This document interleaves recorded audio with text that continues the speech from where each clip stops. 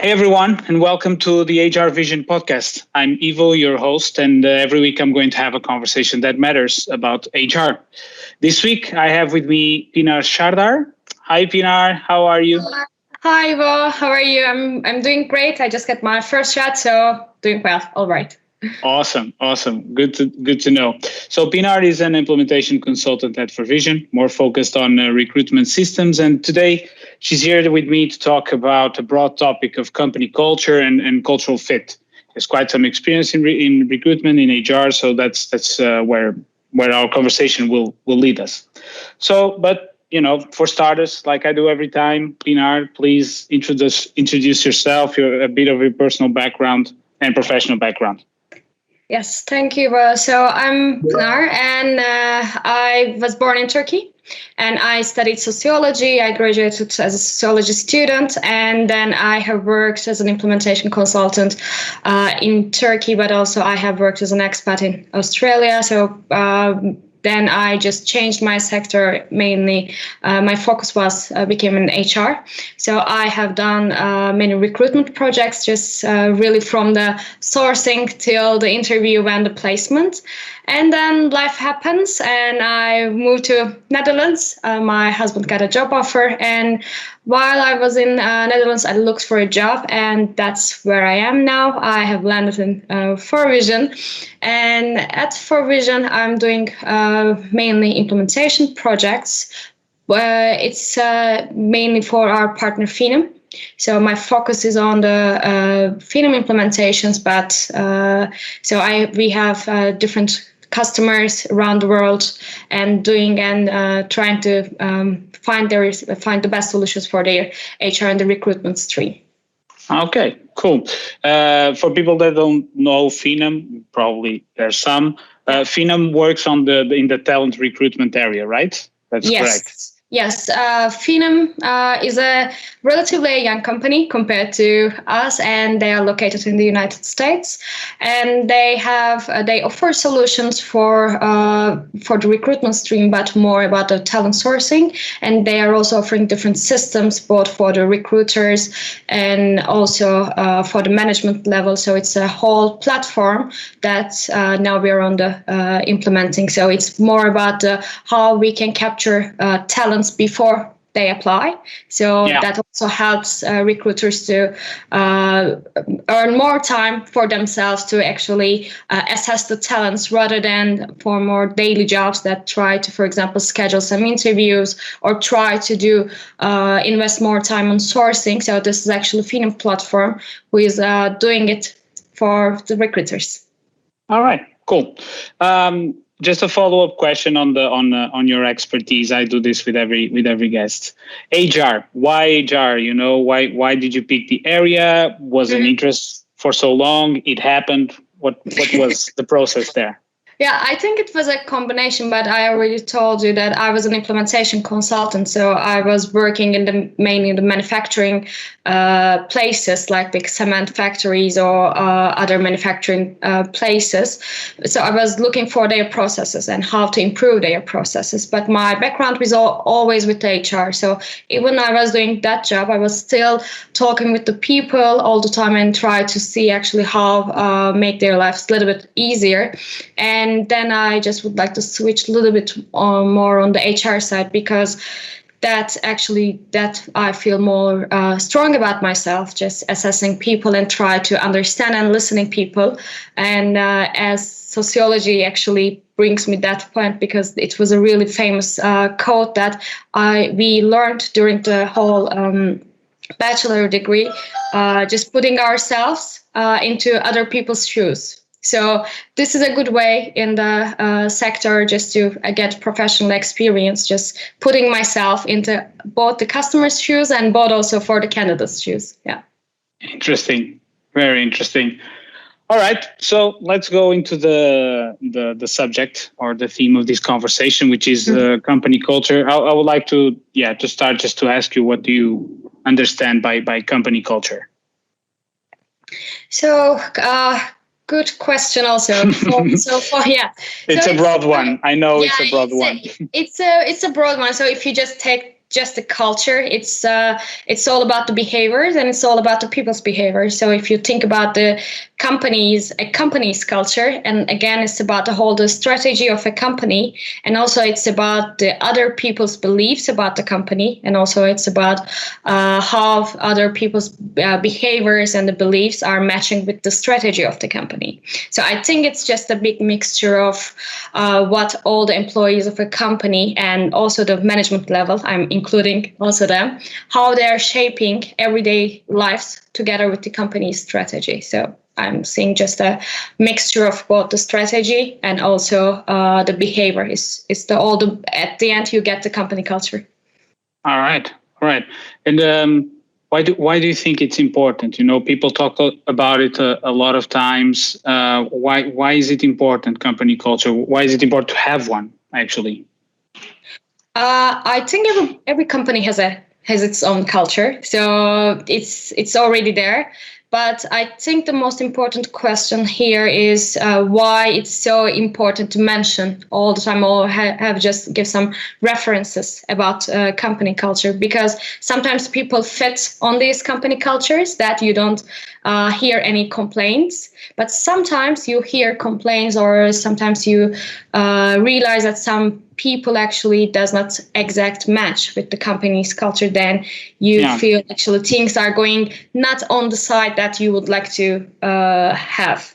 So I think on that point, the company culture, all the behavior of the employees are just going in one direction. And then if it's okay for you as a person, then you also change your behavior and try to fit in it. So it's like a society, and really in the small size. So it's like, for example, I'm from Turkey, and when I came to Netherlands, it was really important for me just to be on time, all for the meetings and everything. But in the Mediterranean, just to be fair, it's a bit more relaxed. Yeah, it's more relaxed. So it's okay to be fashionably late. Let's put it in the really politically correct way. So it's okay just to be in the meeting at least for maybe 5 minutes, just to hang around and talk, maybe some daily talks. But here you just have some for each company, maybe we can say that. And this company is just working so direct and so efficient.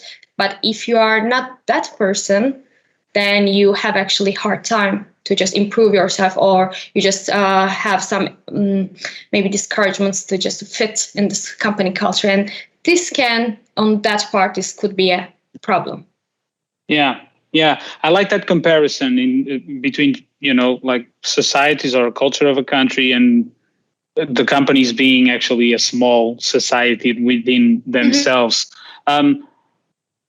And following up that, do you think leadership is the factor that most influence the culture of a company, or do you think it's just, the behaviors within the company as it grows that will shape and form that culture? I think leadership has the most influence on it. Of course, you get influenced by your colleagues, or just the rules, or just other things. But of course, if you see that leadership just decides some rules, and then it shapes the other behaviors, and it shapes the culture. And for example, when we begin at FourVision, it was before Corona that we had the option for working at home office. So it was already there. So for our company culture, we already get used to just working from home, but it was a hybrid work environment. So we have the option to go to office, which has some specific dates. But when Corona happened, we saw that many companies actually struggled because they don't have this habit on their organizational structure. But in our company culture, we had it already. So it was relatively a smooth transition, just to have, okay, let's go and work from home. So it was our company culture, but I believe that this was because of the leadership. They decided and they said that, okay, let's go for it. And then we just, at the end, I think, get some results. Yeah. I think we didn't feel as a company the impact as much of the working from home, because it was already our culture. We were already doing that. So that's a good point. So you already mentioned it a bit, the cultural fit. So let's move to the cultural fit, because company culture is one thing, but then when you are recruiting someone, when you are looking for a talent, there's a lot of talk about this cultural fit. And so for starters, what is it? What is that? What is that? And why are recruiters so obsessed about it? So I think you get this cultural fit during first. It's hard to read from CV. In my opinion, it's really hard to read from CV, but you just actually assess people with some questions. But also there are some tools to assess people more analytically, but let's go for the more approachable way. Just during the interviews, you can actually see that how people actually expect from the company.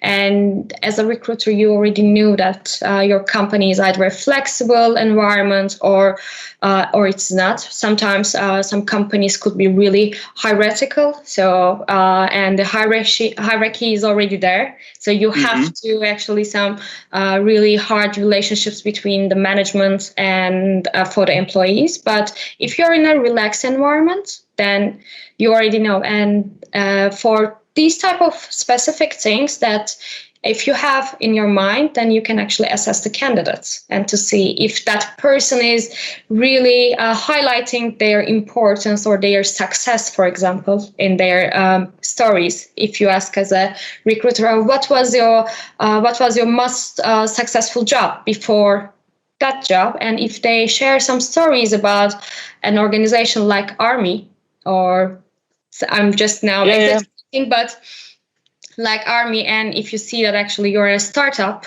and this person will have really hard time to adapt this really agile environment, then you can easily assess it. So I think for a recruiter, it's really have just a couple of questions for every candidate, and then try to understand what candidates are expecting from the company.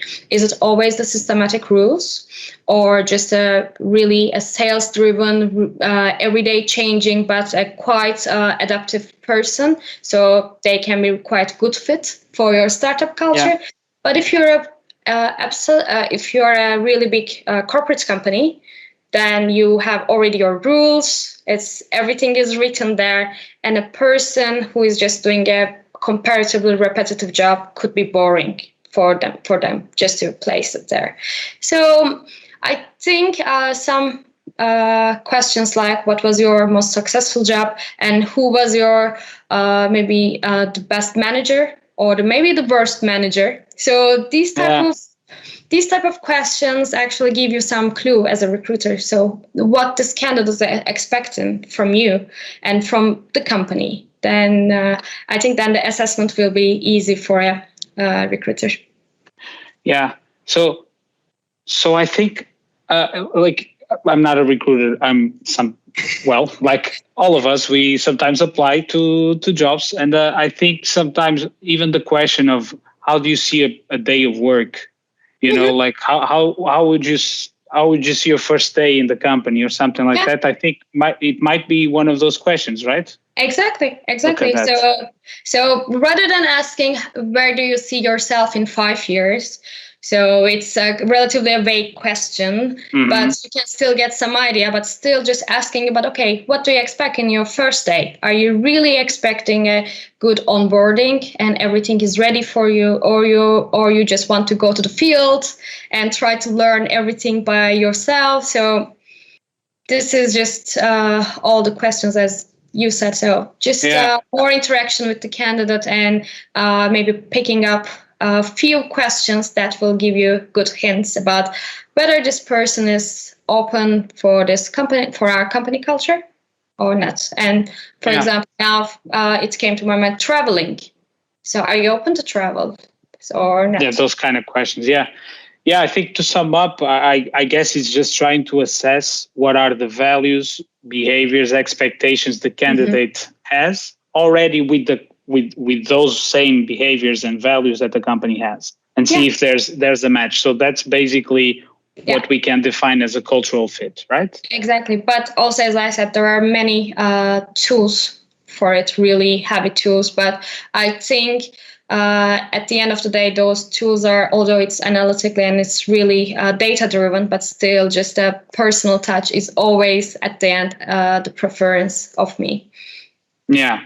Now, why are people, I've been seeing a lot of this conversation go in the cultural fit, the importance of it, why you should hire for cultural fit. How do you see that? Do you really think companies should absolutely go for cultural fit? Do you think there's room for, sometimes getting some people to divert a bit, or how do you see it? Yeah, I think it depends on also the function, not only the company.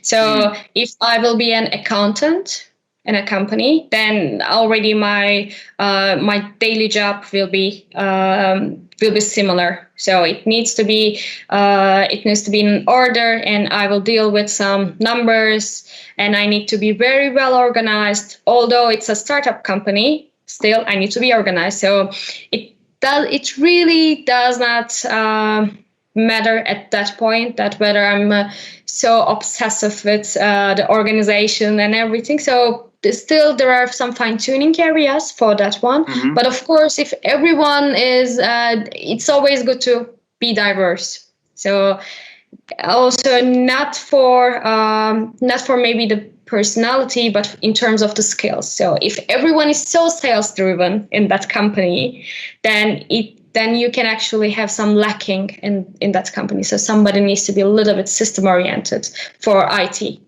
Yeah. And somebody needs to be more analytical for the account department. So this needs to be also good assessed on the hard skills. So I think these hard skills also shape yourself in terms of your personality. So it's really it needs to be well balanced. And I guess like for marketing, for example, you shouldn't have a team full of creative people, because you're going to have a lot of problems. You should have someone more systematic, more organized, planned, driven, because creativity is great, but you need to execute as well.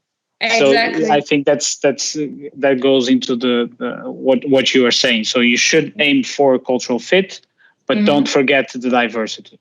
Yeah, exactly. And also company culture is just maybe a big heading, but under that, every function needs some people, as you already said. So this needs to be needs to be specific about the role. So needs to be highlighted.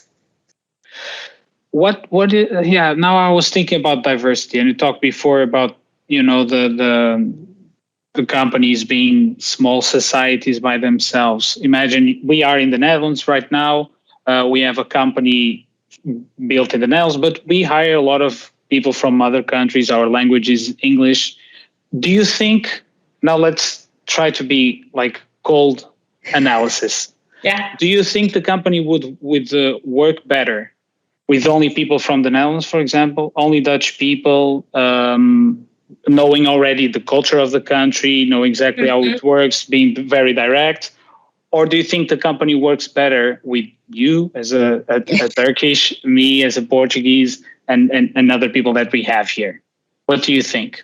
That's a good question, and I think we need to think about how we would like to approach. So, do we really need to assess? Maybe it's kind of radical, but do we need to really see people's background and nationality or their culture, or let's put a hiring procedure in the system that we will only focusing on hard skills? And so whenever these hard skills are coming from, that we are getting these people. So at the end, so of course, I'm not saying that, okay, these jobs is only open for Dutch nationals, but let's open this job on LinkedIn and let's focus on more hard skills.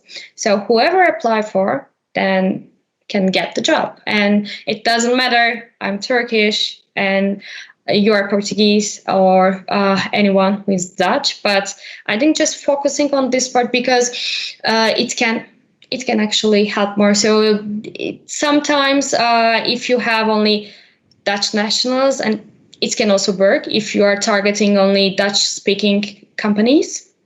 But also, if you think about like big engineering companies, it's really hard for women to survive there, just to get in from the door and to some places. I'm just speaking in general, not pointing out any company, but always if you just look for the numbers and women in STEM, science, technical and engineering and mathematics. So the number is already low. So in order to create some visibility, you can put some quotas, but then again, it can begin some questioning whether these people are here because of there is a quota or because they are already awesome and we need these people.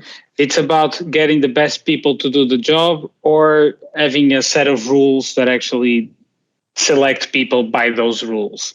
Yeah. No, I think it was a great answer because I was looking exactly for that. Like the question is actually more nuanced than people might think. It's there's not a clear answer when you're looking through people. At least that's my view. It's a very complex situation to analyze. We will never know how a company like ours or any other with a lot of diversity works better without that diversity. We don't know because we don't have two companies the same. So I think it was a good question there.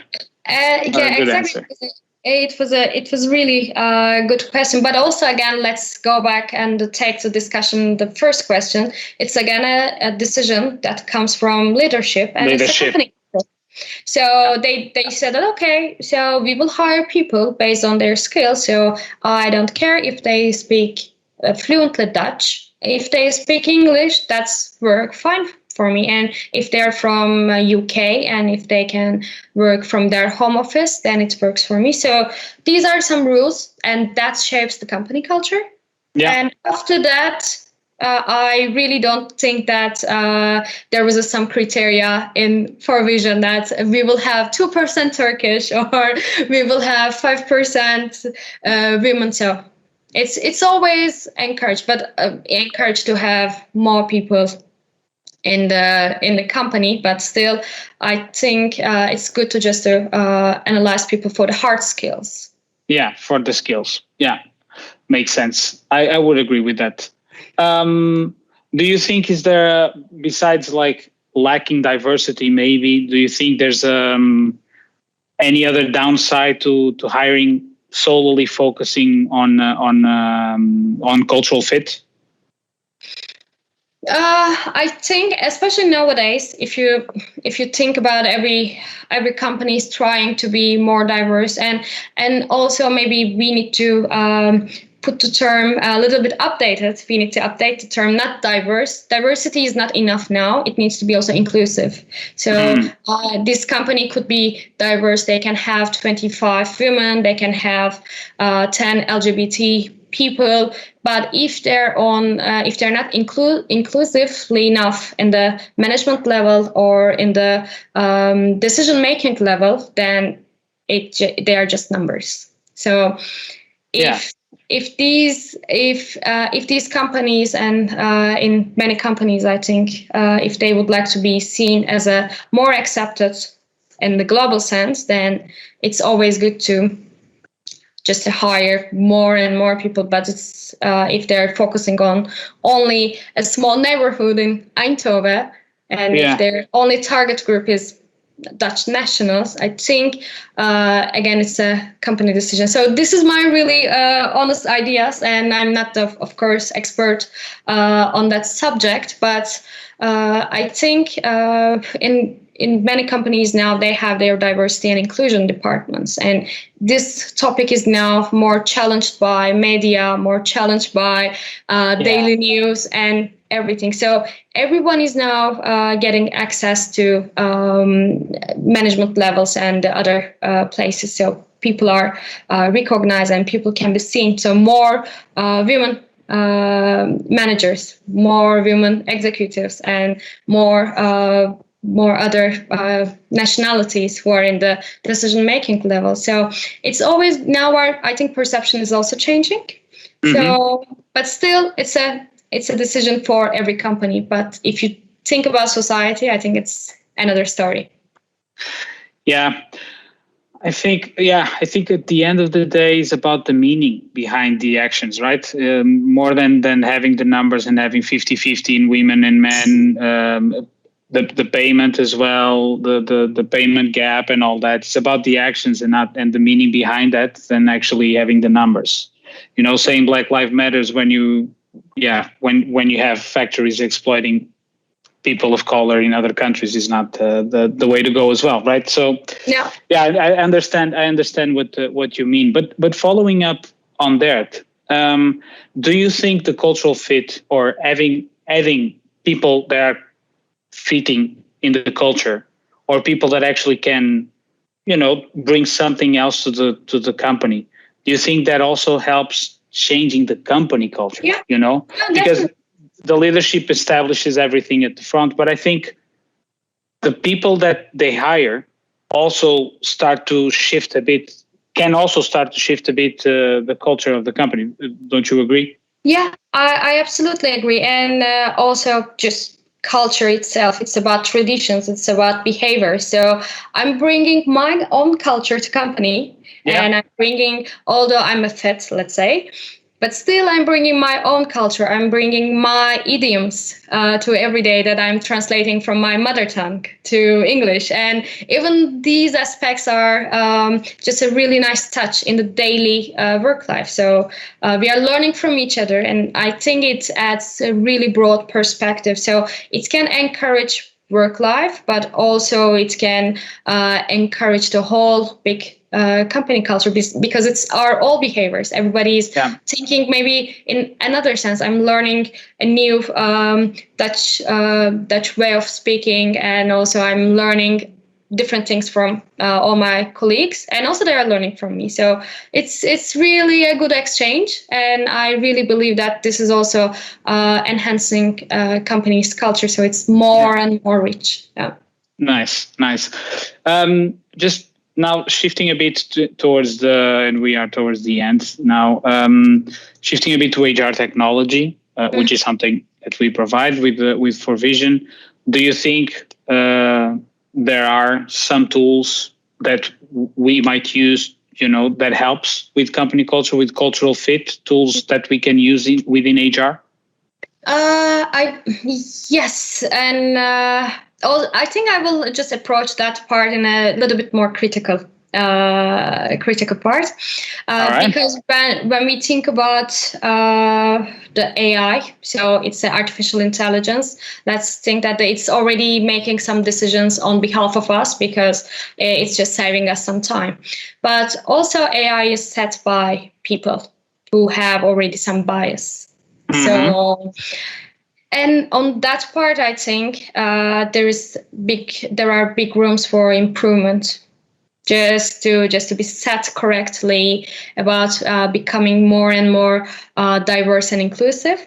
So these type of tools, and if you're making an application from scratch, then you have to actually think twice nowadays, just to include other cultures, just to include maybe other priorities. It's not only being white, being a male and coming from a Caucasian background, but it's more about being more inclusive and try to see. So I was so surprised when I was watching something on, I think it was on Netflix, and when you would like to actually get some hand sanitizer, and it actually do not recognize people of color's hand, because it is already created by white people, and it doesn't recognize the color of people.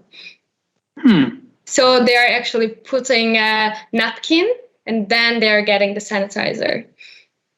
So it was just a really just a basic thought, but these type of things, as I said, we just need to be more careful. And when you are creating something, you just need to think twice. So, for example, for the AI, especially for the platform that now I'm implementing for just picking up the good candidates or the ideal candidates for a position, you have the opportunity to add a couple of CVs for that position. And for example, what I'm following right now is actually adding more and more diverse candidates from the different backgrounds, just to give more data to artificial intelligence, just to get and do the funneling for that system. So this is my way of working, as I said. So I'm trying to enrich all the background information and just doing some biased, to be honest, interventions on that part. But I think in that way, we can overcome these type of small issues that can cause at the end the big issues. Yeah, I understand that. But taking a step back on what you were saying about the tool. So basically what the tool does, maybe we'll get a bit technical here, but what the tool does is do like a screen of CVs, for example. It reads basically the words, the keywords in there, and then makes a selection based on a set of rules that you actually set up before, right? Yeah, so what you're saying is that you, as a human resources professional, you are able to set up those rules to actually be more inclusive, to just not detect the overarching keywords, but actually go a bit more into detail so that the inclusion is a part of the analytics or the data of the data analysis of the tool, right?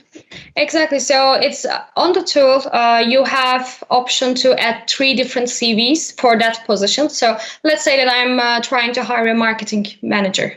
Mm-hmm. So, and then I have the option to share 3 CVs with AI and saying that these are my ideal candidates. And please, in my talent pool, bring me the best options, best candidates who are actually approaching these 3 candidates. So this is something AI is doing. But if I just share, let's say, a really similar backgrounds from the similar, let's say, the cultures and nationalities, then also AI, because AI will be fed by data, so it will learn from data. So now I'm just trying to find different examples, but who are also ideal candidates, in my opinion.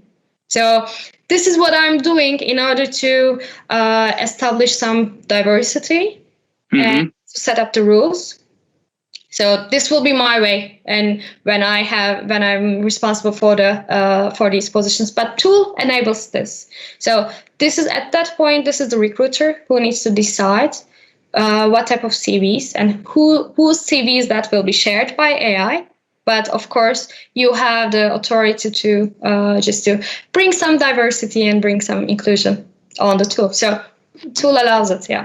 Yeah, I think the main message there is that never forget the human side, and that's basically what it is, right? There are many tools. There's an overwhelming choice that you can make in recruitment, in any areas of HR or any other area per se. But just keep in mind that you need to have a human behind it to make sure that the tools are doing what we want them to do and not something by themselves, especially with automation and AI.